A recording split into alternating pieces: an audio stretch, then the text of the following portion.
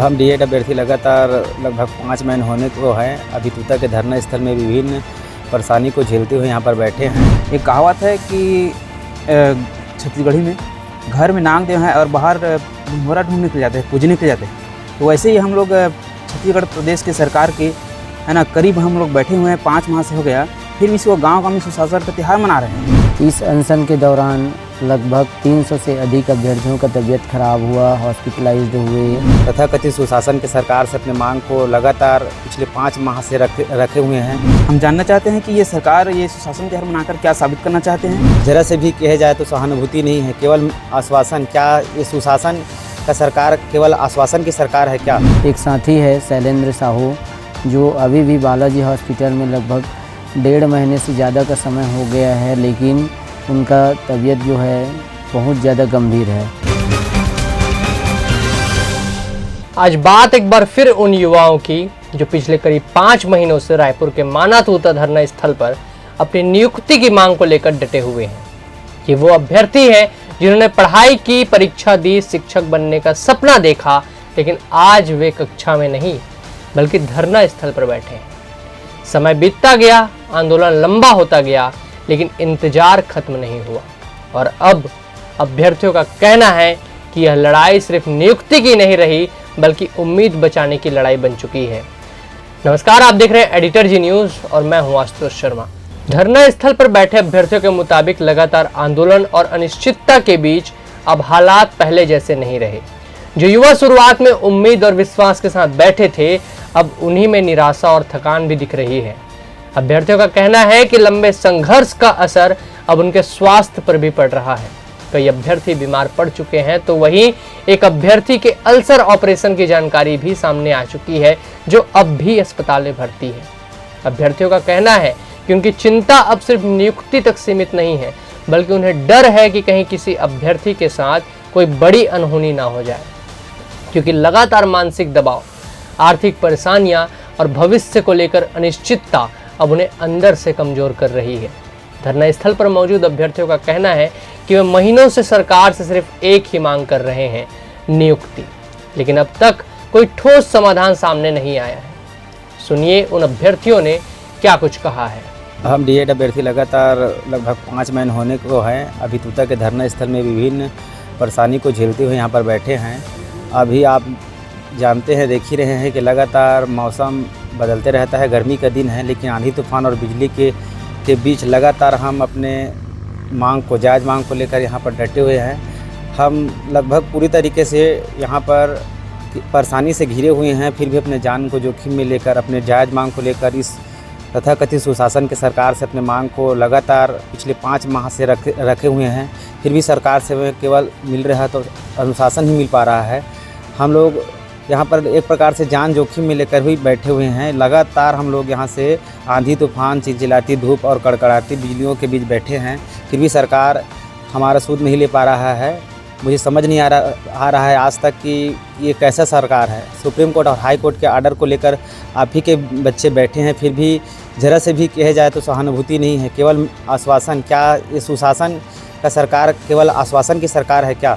मैं विष्णुदेव सरकार से निवेदन करता हूँ कि जल्द से जल्द हमारे पक्ष में फैसला लें। हम डीएड अभ्यर्थी हैं सर, करीब 5 माह से यहाँ बैठे हुए हैं अपने मांग को लेकर के। 23 जो पोस्ट बचे हुए इस पर नियुक्ति दी सरकार, और यहाँ प्रतिदिन मौसम बदलते रहते हैं। कभी तेज़ आंधी तूफान चलते हैं, कभी बहुत 45 डिग्री के तापमान में यहाँ पर बैठे बैठे अपना धरना देते रहते हैं, फिर भी से सरकार हमारी मांग को सुन रही है। एक कहावत है कि छत्तीसगढ़ी में घर में नाग देव हैं और बाहर ढिंढोरा ढूंढने के जाते हैं, पूजने के जाते हैं। तो वैसे ही हम लोग छत्तीसगढ़ प्रदेश के सरकार के है ना करीब हम लोग बैठे हुए हैं, 5 माह से हो गया, फिर भी इसको गाँव में सुशासन का त्यौहार मना रहे हैं।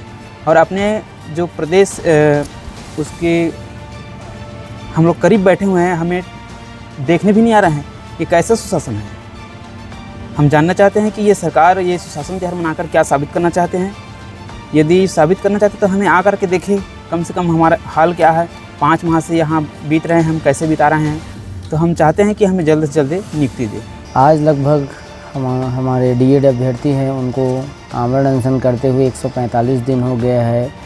इस अनशन के दौरान लगभग 300 से अधिक अभ्यर्थियों का तबीयत ख़राब हुआ, हॉस्पिटलाइज्ड हुए और कुछ की जो हालत है वो अभी भी स्थिति जो है गंभीर बनी हुई है। जैसे हमारे एक साथी है शैलेंद्र साहू, जो अभी भी बालाजी हॉस्पिटल में लगभग 1.5 महीने से ज़्यादा का समय हो गया है, लेकिन उनका तबीयत जो है बहुत ज़्यादा गंभीर है और दो बार उनका पेट का ऑपरेशन हो चुका है, लेकिन कहीं न कहीं उनकी जो स्थिति है वो गंभीर बनी हुई है।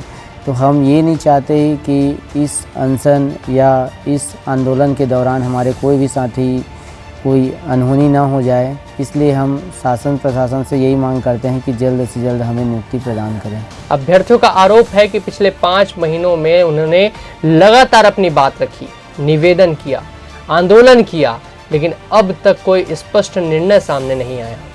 धरना स्थल पर बैठे अभ्यर्थियों का कहना है कि अब संघर्ष आसान नहीं रह गया है।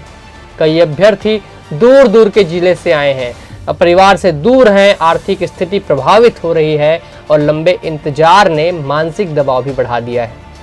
इसके बावजूद वे धरना स्थल छोड़ना नहीं चाहते, क्योंकि उनके मुताबिक यह उनके लिए सिर्फ नौकरी नहीं है, बल्कि उनके वर्षों की मेहनत और भविष्य का सवाल है। एक तरफ सरकार युवाओं और रोजगार की बात करती है, तो दूसरी तरफ यही युवा महीनों से धरना स्थल पर बैठे हैं।